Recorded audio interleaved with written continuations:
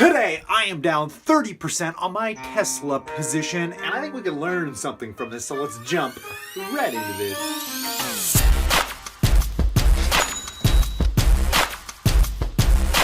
Welcome back, passive income investor. Like today, I want to talk about something. I'm in between jobs. It is the weekend, markets are closed, but we all know this earnings season has been super fascinating, and I am down a whopping 30% on my Tesla position. And I think this is a beautiful time to talk about this. So what we're going to do is we're going to head over to my computer so we can analyze and actually look into my portfolio. And then we're going to look at some stock information in stock forums. And I just want to talk about the polarization of what is going on with this company right now. So let's just head over to the computer. All right, guys. So here we are sitting on my trading platform, Scotia iTrade. And I really want to talk about my position in this company and what I think about this massive drop as I'm currently down 31.64% or roughly $1,000, which is pretty incredible for the small amount of shares I actually own in this company. But this takes me back. If I go into the performance guys here, once upon a time when I was down 41.25% at the lowest this portfolio has ever seen.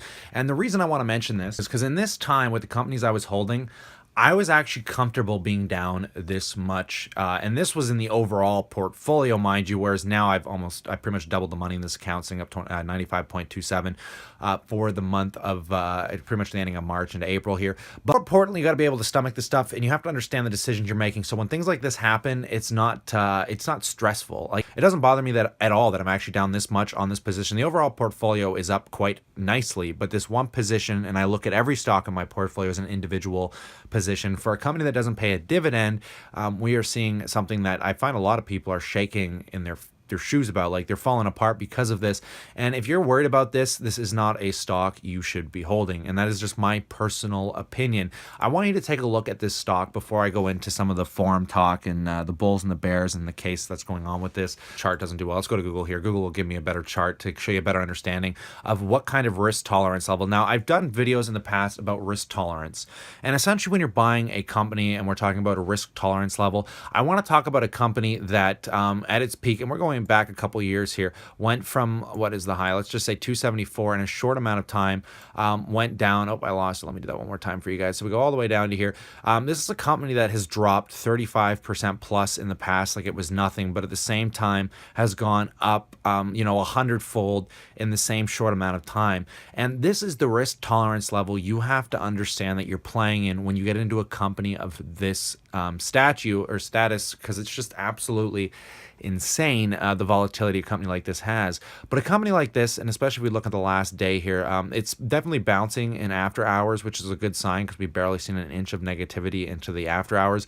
And I think this is an incredible place to start a position. I know I said I wasn't buying any more Tesla for the time being, but in the next couple months, if this thing can hold down here, I might have to pick up a few more. I'm just going to wait a little longer just to see kind of a recovery on it. And right now I don't have the capital to re-inject, but this is how I usually average into companies. And I took a very small position in this just because it doesn't pay a dividend, and any real growth company I own, unless it pays a dividend, I'm not going to hold a whole lot of it. But again, guys, you shouldn't be playing in this spectrum if you can't handle a 30% gap move, because if it went up 30%, you'd be rolling around like this here. If it went up 100%, you'd be gutting yourself, losing your marbles.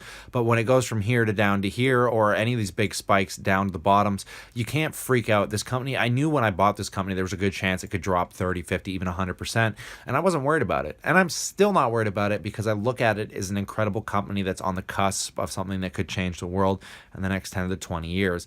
I'm not expecting this to pay out in a year, even 2 years from now. I am not expecting Tesla to do anything amazing for me. It's something that I am holding for the next 5 to 10 years, and hopefully it'll have a huge payout one day where, that the few $1,000s I have in it could be worth $20,000 or $30,000 would be the ideal situation. And it's what I'm expecting from this stock. I'm just not expecting it today like everyone else is for some reason. So if we head on over into the forums here, guys, this is where things get so interesting. I love stock twits. You don't take any advice in here seriously because it becomes so one-sided all the time.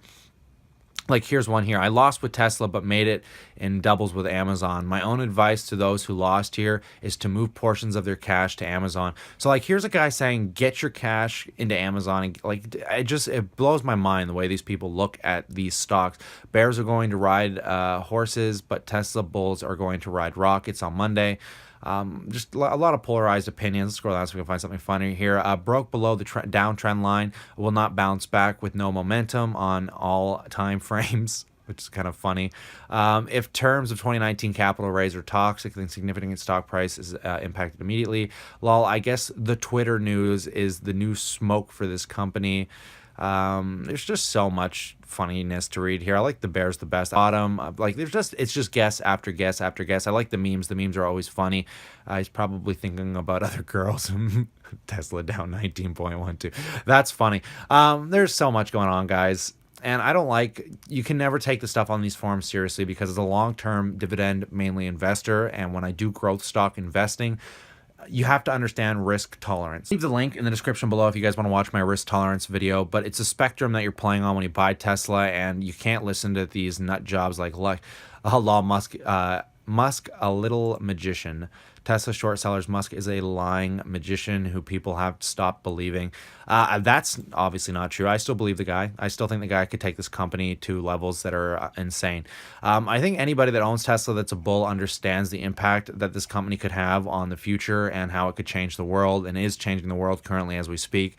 And it's a company I don't think, it bothers me how much people want to see it fail too. It's kind of disgusting to me that capitalism has this side to it where when someone's trying to do something so impactful and so beneficial to the world outside of just profiting and making income, like he really wants to create a brand that's going to change and revolutionize the way we look at the auto industry, the space industry, even maybe the insurance industry, the way it's going right now, and the energy industry. Like, there's so much this guy is doing that there should be more people backing him and, maybe just giving him some good, like let's push this company forward. The bears drive me bonkers because they're not people, not all the bears, mind you. There are people that are going to short sell that are going to make money, and good for them. If you can play this volatility in the short term, go for it. I'm 100% gung-ho for it. But in the long term, I think people should be more pushing toward this company to actually change the world. And they've literally forced all these car companies to change the way they look at how they're going to be making cars into the future. If it wasn't for Tesla, the electric car wouldn't even be being talked about right now.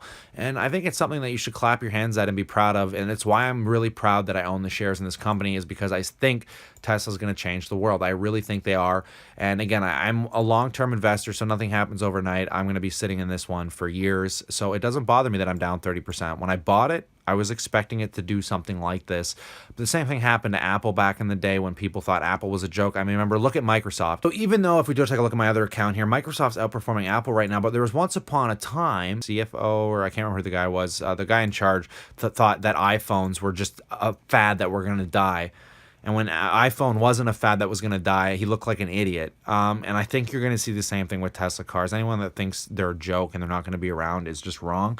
And it's going to be neat to see how this unfolds over the years. And I hope you guys stick around and consider subscribing to watch the journey unfold with me. And maybe you're a part of it as well. I hope you guys enjoyed this video. If you did, remember, slap a like, consider subscribing. Not a lot of people talk about their losses that I haven't actually claimed yet, but I wish more people were more open about these. They tend to hide them in their portfolio, but I love this kind of stuff, so I hope you guys enjoyed it, and I can't say thanks enough to all the new subscribers. I got more jobs I got to do, so I got to head out of here, but I hope you enjoyed this really quick video. So stay cool, stay awesome, and I look forward to chatting you on Monday.